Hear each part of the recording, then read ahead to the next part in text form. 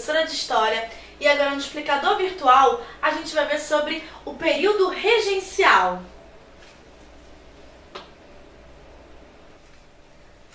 Antes da gente entrar aqui, vamos fazer um pequeno resumo, voltar um pouquinho. Dom Pedro I volta para Portugal, né, e deixa aqui o filhinho dele, que era muito novinho e não podia assumir o governo do Brasil.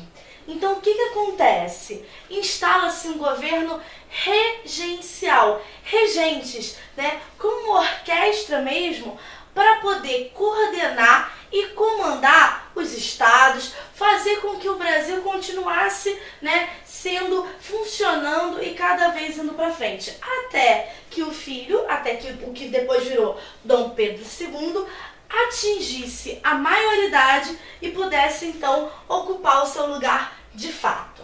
Foi um período com muita instabilidade política, exatamente por não ter uma figura forte, né, no comando, como era o Dom Pedro. Teve muito insatisfação, né? Você tem um período marcado por revoltas populares, um período marcado por questionamentos sobre o Estado, como as coisas estavam, né? Então, assim, as províncias, cada lugar queria que as suas reivindicações fossem atendidas e era uma forma de desestabilizar aquele governo. Então vamos passar agora para uma das revoltas, né? Uma dessas revoltas que mostra a fragilidade desse período da nossa política brasileira. Essa daqui foi a Farroupilha. A Farroupilha é uma das mais conhecidas das revoltas do período regencial, até porque inspirou uma minissérie, que era a Casa das Sete Mulheres, mostrava o Bento Garibaldi, né? Através da minissérie, as pessoas conseguiram ver mais o que era e o que de fato acontecia. Foi no sul do Brasil, era um movimento elitista que era feito por estancieiros, né? Os donos das estâncias. Então, assim, eu quero que vocês vão percebendo os movimentos quando eles são da elite e quando eles são populares. Normalmente, qual a diferença? Os movimentos elitistas lutam principalmente por vantagens na questão econômica, de impostos. As populares é por melhores condições sociais. Só que elas são abafadas muito mais rapidamente e com brutalidade. Vamos continuar aqui. Era dirigido pelos estancieiros gaúchos, um movimento emancipacionista e republicano. O que isso quer dizer? Quer dizer que quer se separar, emancipacionista é isso, se separar, e é republicano por quê? Quer proclamar uma república, tá? Foi influenciado pelos vizinhos platinos. Foi no sul, então ali Argentina, Paraguai, tudo isso serviu de influência, tá? Para que o Rio Grande do Sul quisesse se separar do Brasil, instaurando uma outra república ali. A causa principal era a revolta contra as elevadas tarifas alfandegárias cobradas sobre os produtos do Sul, o charque, o couro e os moares. O que são tarifas alfandegárias? Quando você produz alguma coisa, você paga impostos para que aquele produto possa sair do país, ou quando você está comprando, você paga impostos para que possa entrar. E quando essas tarifas são muito altas, o que faz com o seu produto? Pensa o seguinte, pensa que você tem gado, né, você vende a carne bovina. E aí, há um imposto para a sua carne bovina sair do Brasil e ser vendida, por exemplo, na Argentina, é um valor que para você poderia ser vendido por R$20 e aí passa a ser vendido por 35. O que isso significa? Significa que seu produto fica mais caro, né? E muitas vezes a venda dele é menor, o que pode gerar um lucro, né? Que é aquela diferença entre o que você gastou e o que você vai ganhar fica menor. Então eles queriam baixar essas tarifas alfandegárias para o lucro ficar maior. A liderança foi de Bento Gonçalves. Bento Gonçalves, um importante estancieiro, né, que queria o quê? Tinha um projeto diferente baseado numa república.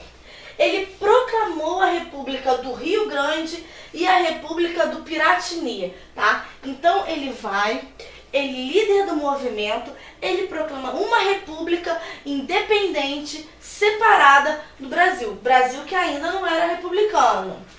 Foi a mais longa guerra civil da história brasileira. Então quando você fala em guerra civil, você fala entre uma guerra, né, por compatriotas. O que isso significa? Dentro de um país. Então, assim, uma guerra acontecendo dentro do Brasil, brasileiros contra brasileiros, foi a mais longa da nossa história, tá? Por isso que ela é, até hoje, uma das mais lembradas, uma das mais conhecidas, por causa dessa duração e também da imensidade com que foi. Cedendo às exigências dos revolucionários, o governo finalmente estabeleceu o aumento da taxa alfandegária sobre o charque estrangeiro. Então, o que o governo fez? Se a minha tarifa alfandegária para vender tá uma e as que entram são mais baratas, vamos pensar assim. Você quer, às vezes, comprar... Sabe essas lojas de R$1,99 que vende aqueles produtos que são vendidos na China bem baratinho? E aí, às vezes, você vê, vamos pensar assim, um reloginho daquele despertador, fabricado na China, é super baratinho que você compra nessa loja de R$1,99. Às vezes o produto brasileiro, por ter outros impostos envolvidos na produção, o custo final daquele relógio é muito maior. Se você tem uma taxa alfandegária baixa para a entrada desse produto, esse relógio que vem de fora fica baratinho. E aí quem vai comprar o que é produzido aqui no Brasil? Ninguém. Você vai querer comprar aquele de fora. Já quando você eleva o preço, né, essa taxa alfandegária, o que acontece? O produto de fora já chega num preço mais alto. E aí o produto que é produzido aqui no Brasil consegue ter margem para concorrência. Consegue o quê? Que comprem o dele. Enquanto o de fora sai muito mais barato, as pessoas acabam sempre indo onde vão ter mais vantagem. Duque de Caxias inicia os diálogos que deram fim ao movimento separatista. Depois de muito tempo tentando dar fim a esse movimento, quem assume a liderança para acabar com ele é Duque de Caxias e começa então um diálogo para ver o que pode ser feito para acabar com isso. E aí entra o Convênio do Ponte Verde, em março de 1845, que concedia anistia geral aos revoltosos, o saneamento da dívida do governo revolucionário e a libertação dos escravos que participaram da Revolução. Então você vê que foi uma revolução que acabou, mas que assim, os revoltosos não saíram perdendo muito não.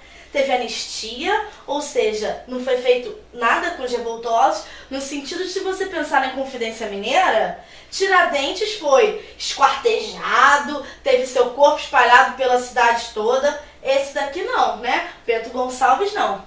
Teve também a perdão das dívidas, porque o Estado, quando ele está em guerra, ele acaba contraindo várias dívidas, por causa de alimentação, armamento. Essas dívidas foram perdoadas. E, além disso, os escravos que lutaram iam ganhar a libertação. Mas por que os escravos participaram?